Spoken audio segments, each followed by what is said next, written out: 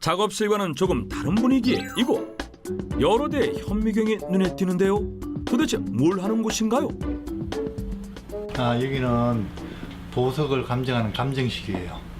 보석 감정도 하세요? 네네. 대부분 뭐 이렇게 한 가지 분야에만 집중하는 경우가 많은데 뭐 이거 제작부터 소비자 상담, 판매, 감정까지 이렇게 두루두루 이렇게 다 하는 경우는 많지는 않습니다.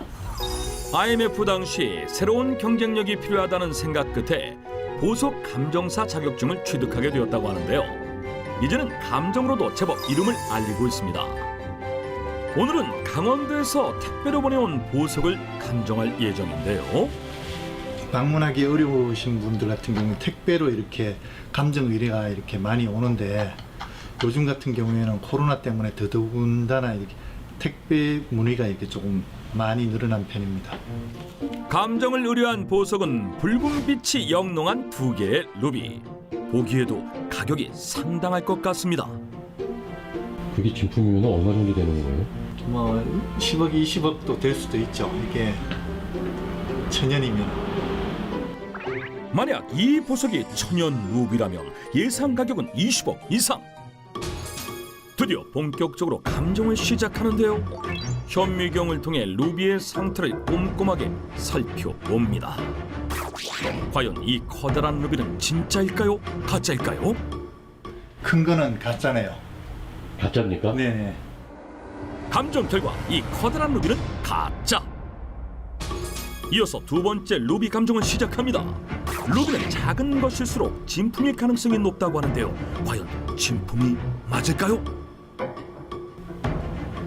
이 루비도 합성석이네요. 그 두 개가 더하면 얼마 정도 되는 거예요? 뭐 7,000원. 감정 결과 루비의 가격은 7,000원. 아쉽게도 두 개 다 가짜였습니다. 가짜만이 가지고 있는 특징이 있는데 이 만들어지는 방법이 고온 고압에서 이렇게 녹여갖고 이렇게 촌농이 떨어지듯이 이렇게 조금씩 쌓여가지고 적층되어갖고 형태가 만들어진 걸 가공을 하는 원리거든요. 그래서 이렇게 쌓인 층, 커브 선이 보입니다. 이런 것 같은 경우에는 가짜라고 합성석이라고 볼 수 있습니다. 루비 감정을 끝내고 이번에는 금을 감정하기 시작하는데요. 금은 감정 후 바로 매입을 한다고 합니다. 그래 요즘 보면은 IMF 때도 마찬가지였지만 사러 오시는 분보다 팔로 오는 경우가 많거든요. 어느 정도로 좀 많이? 평상시에 뭐 저 한 달에 몇 건 안 된다면 요즘에는 거의 매일 있는 경우가 많습니다. 코로나19로 인해 다들 힘들어서인지 작은 금부치까지 팔려는 사람들이 많다고 하는데요. 이런 모습을 볼 때마다 제철 씨도 마음이 씁쓸하다고 합니다. 한산해진 오후, 제철 씨의 작업실에 웬 학생들이 찾아왔는데요. 오늘은 제철 씨가 일주일에 한 번 귀금속 세공을 배우러 오는 학생들과 수업을 하는 날입니다. 몇 명이나 있어요? 지금 수강하시는 분들은? 지금 현재 한 5명 정도 고객으로 오셨다가 많이 좀 관심 갖고 좀 배웠으면 하시는 분들은 거의 대부분입니다. 오케이. 세공을 배우는 수강생들은 대부분 손님으로 왔다가 제철 씨의 뛰어난 솜씨에 반해 아예 직접 세공을 배우게 된 경우가 많다고 하는데요. 이런 게 실력이 대단하신 건 이제 다른 분들도 아시고 제가 되게 높게 사는 부분은 자기 일에 대한 자부심을 가지고 끝까지 마무리를 이제 잘 하시는 그 부분이 제일 배울 점인 것 같고 다른 분들하고 차이가 있는 점인 것 같습니다.